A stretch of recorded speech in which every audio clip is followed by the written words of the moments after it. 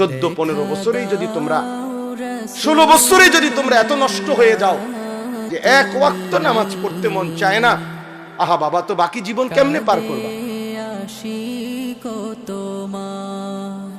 18 বছর বয়সে যদি এত হাজার নারী দেখে ফেলো, তো বাকি জীবন কি দেখবা?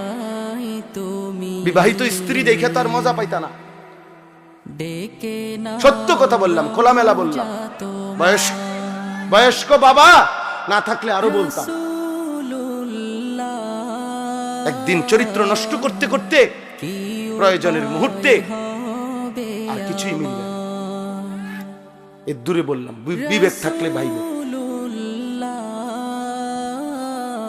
হারাম হারাম তোমার শরীর নষ্ট করে দেয়।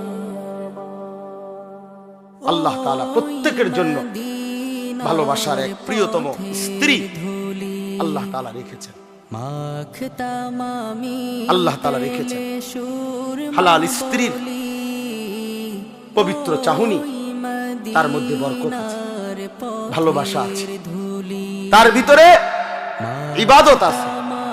নবী সাল্লাল্লাহু আলাইহি সাল্লাম বলেছেন, কেউ তার স্ত্রীকে যদি ভালোবেসে আদর করে একটা লোকমা খাবার মুখে তুলে দেয়, একটা রুটি তুলে দিছে, আল্লাহর কসম নবী বলছে আল্লাহ তাআলা সাদকার সওয়াব আমলনামায় তুলে দেন।